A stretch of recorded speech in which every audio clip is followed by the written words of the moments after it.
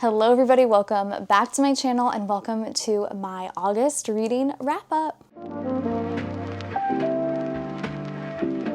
I am filming this on the gloomiest day ever. It is about to pour rain outside, so if the lighting is a little bit bad, it's due to that. And two, it's a Sunday. Everybody and their mom is out mowing right now to beat the rain, so if you can hear a lawnmower or two, we're just gonna look past it. Let's go ahead and start off with my stats for the month, which by the way, this month has been so good as far as my stats go. I'm actually filming this. Today is August 31st, so I still technically haven't read anything today. So I think some of these will change, and by some of these, I do just mean my page count, but that's okay. If you wanna see like an accurate page count, definitely be sure to check out my August reading journal video coming out later this month. I'm so excited. So looking at stats, this month has been so good. My goal every month for page count is 2,000 pages. And so far this month, I have read 6 books and I'm at 2,678 pages. I definitely think I'm gonna clear 2,700 pages this month because I'm gonna read tonight. I'm so proud of myself. That is the most amount of pages I've read so far this year, and I'm so over the moon about it. It looks like heavily my moods for the month were emotional, dark, and funny, which is so strange, emotional, dark, and funny, but if you look at my mood chart, those are the top moods of the month. My genres for the month are a little bit surprising. I think it's just because I read more fantasy this month, but the top genre is contemporary, then we have romance, fantasy, LGBTQIA+,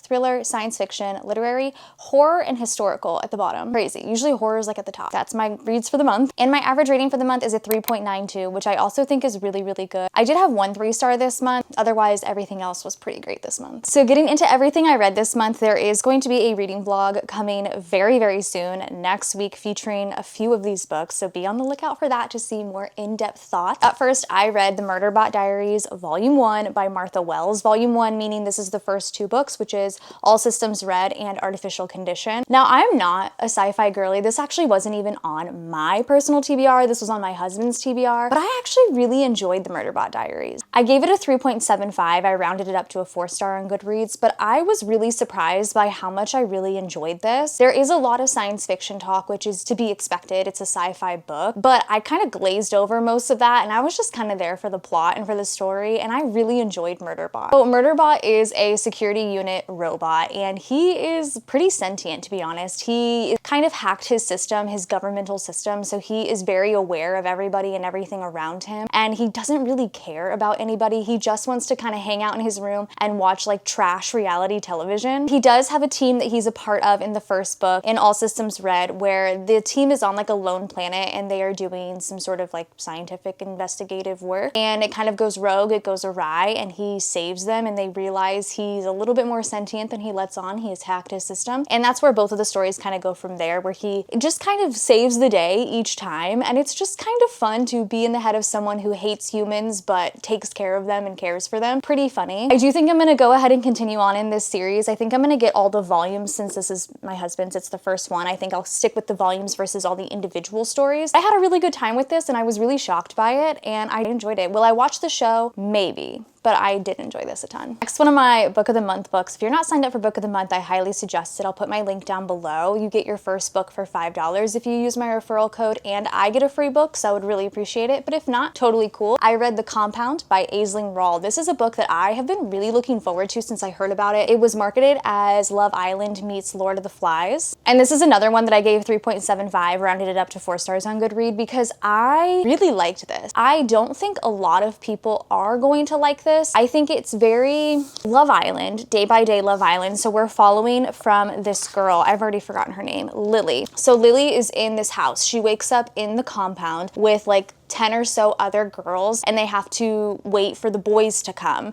and the boys have to like travel through the desert to get there, and one of them, something happens to them and they have to like face the elements, and then once they get there, it's Love Island. They pair off, they do challenges together. They have like group challenges that they do where they can earn rewards, such as like the first reward's like a couch, the second reward it's like food, like things to fill the house, and then they have their own personal tablets where they can do personal rewards, and some of the things they have to do, like the personal challenges, or like kind of stuff you would see people do to to make good TV. The viewers know that maybe two people like each other but won't talk to each other, so maybe their personal challenge is to like go strike up a conversation with that person, and their personal rewards are things that like sponsors send in, so like dresses and jewelry and shoes and sunglasses and things like that. But this world is very dystopian, and like you don't really hear much about the outside. They don't talk about the outside too much, but you can tell the world is kind of falling apart, and every once in a while people get banished from the compound and have to go out into the desert, and we don't know what happens to them. It's very eerie and spooky, and you can kind of see the lengths people go to be selfish and to potentially win this, you know, this house, this compound. And I really liked it, and I think I liked it because I like Love Island, and it gives you kind of not necessarily an insight to Love Island whatsoever. This is definitely inspired by it, but the day-to-day, and to kind of get into the human mind to see how people think and feel in order to feel selfish and want to stay. Does that make sense? I hope so. But like I said, I don't think this book is going to be for everybody. However, it's short enough that I think if you are interested, you should give it a try. It's pretty interesting, and I mean, I enjoyed it. Next up, I read one of my books from my 25 and 2025. I haven't touched that stack in a while, and I'm very excited to get back to it. I have 5 left. I need to get through it. But I read The Reformatory by Tananarive Due. This is a long, slow burn horror, and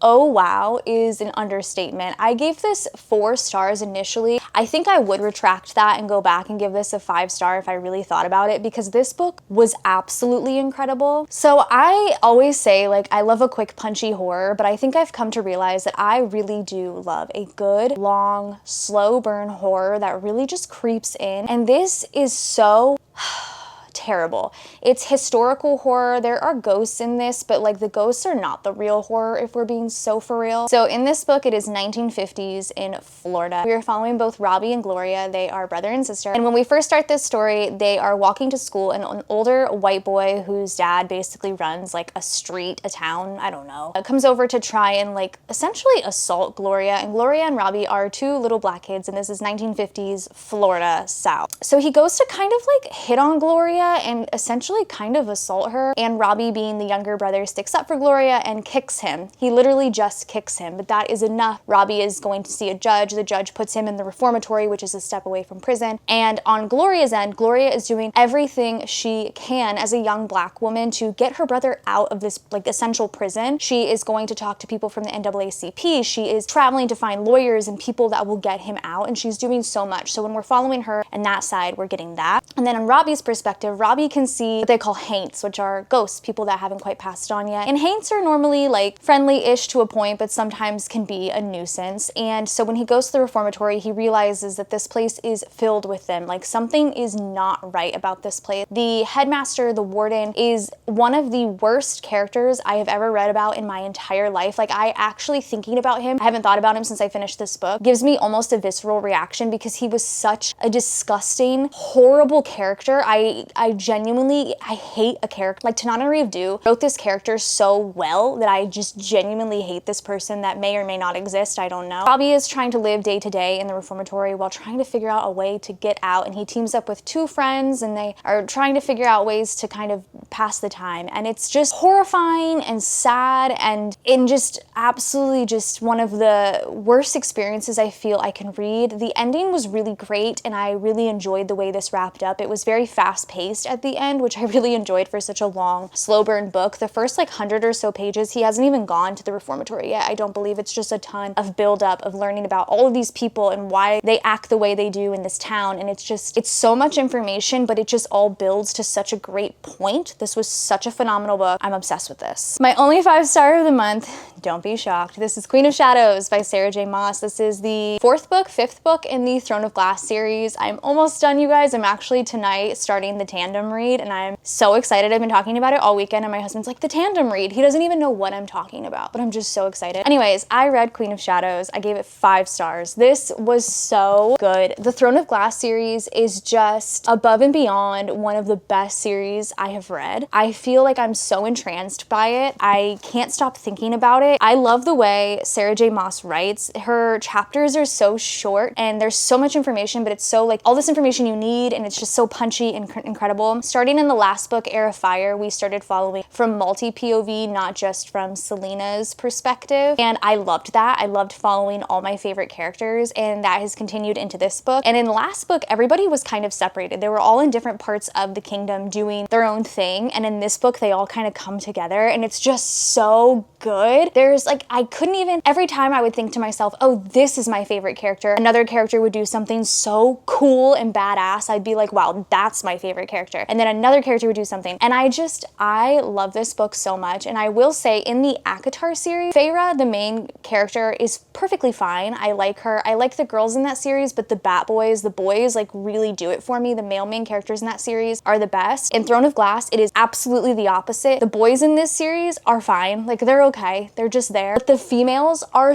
I'm in love with them. Like, they are all so badass, so cool. Like, every time I read about one of them, I'm just like, I love you. I love you so much. I love all the girls in this book. Like, they're so amazing. And I don't know if I have a favorite character right now. I love all of them so much. I cannot wait to see what happens in the tandem read, because the ending of this was so good. Like, Sarah J. Maas, like, the entire buildup of the story, you're not bored. You're following tons of storylines and plots, and so many different things are happening. But when you think about it in retrospect, you're like, okay, that was a whole lot of like nonsense for then the last like pages to be just jam-packed full of so much adventure and fun. And I just can't recommend this series enough. I have been loving it so much, and I can't wait to come back to you guys at the end of September and talk about the tandem read, because I don't even know what's about to happen, but I'm ready. And I've been looking at so much fan art for this book. I'm obsessed. I love this. Next, I read 2 romance books. I haven't read some romance in a while. I guess I needed to pick some up. So at first I read With Love from Cold World. This is by Alicia Thompson. I read Love in the Time of Serial Killers by Alicia Thompson maybe last year, maybe the year before. I'm not quite sure. I don't really remember, but I really enjoyed it. I love Alicia Thompson's covers. I'm obsessed with them. This romance was just okay to me. And that's so weird for me to say, because like I said, I don't read romance often. So when I do read it, I'm like, oh wow, this is the best. I love this so much. And this was just okay, which made me really sad. I ended up giving it just a solid 3 stars. This book was objectively good. The writing was really great. I enjoyed the setting. We're following Lauren and Asa. Both work at a like winter-themed theme park, a winter-themed theme park in Florida. So it's, you know, it's hot and sunny and disgusting all the time, and they work at like a cold world, which is a winter-themed theme park. I keep saying that. Lauren is the bookkeeper, the accountant. She's a little bit uptight, a little bit grumpy, I guess, and Asa is this carefree guy that's worked at Cold World for like 10 years, can work any of the booths and the snow globes and whatever. They kind of clash a lot of times. They don't really ever think the other is friendly with the other, if that makes any sense. Like, they very much so misunderstand every single communication the other has. One things lead to another, you know, they're the 2 romantic entanglements, and they end up together. I will say, because of that misunderstanding, I didn't quite enjoy their banter, because they both individually had really great banter, but the other person never understood what they meant. So they always took it personally and always got really upset by it. And I was like, how do you not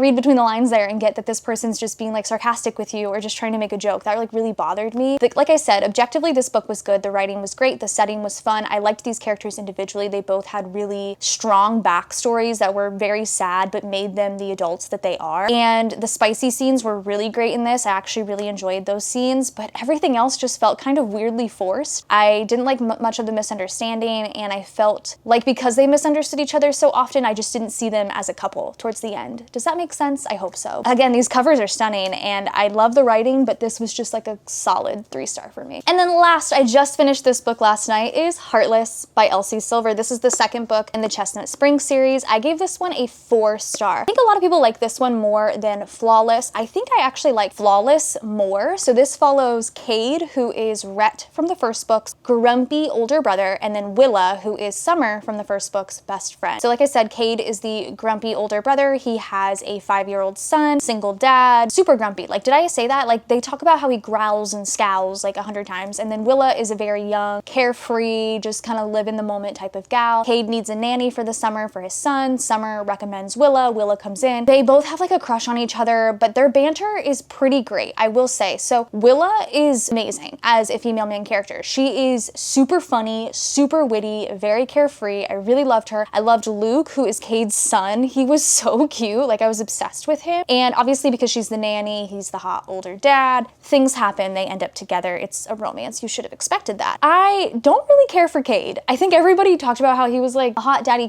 cowboy in all of their reviews, and I just like didn't really like Cade at all. I thought his like sexy talk was so cringy, and they had a spicy scene that lasted like 3 chapters. I felt like that was a little too long. The spicy scenes are just, okay, so listen, I like Elsie Silver's writing. I don't know what she puts into her books, but they are so digestible. Like, you can read them in like 5 seconds. Like, they are so quick and easy to read. But the spicy scenes, both in this book and in Flawless, were so cringy to me, like super cringy. The spicy scenes in this were really great, but these were just a little cringy, which is why I think I knocked it down to a 4-star. This also had a trope at the end that I don't believe I've ever read about before. This might have been my first time. Didn't love it. I didn't love it at all. I could see it coming though from a mile away, so I was just like, this is not gonna be great. But I did still enjoy it. I do enjoy the cowboy romances. I really liked Willa. Like, I really liked Willa, and I really liked Luke. Those were my 2. Cade was just fine. I will continue in this series though, because I really liked it. It was really good, and like I said, Elsie Silver's writing is just super easy to read. 4 stars. That is the 6 books that I read in the month of August. I felt like it was a pretty solid reading month, honestly, and I'm pretty stoked to have gotten through Throne of Glass again. I'm still going. I'm so happy.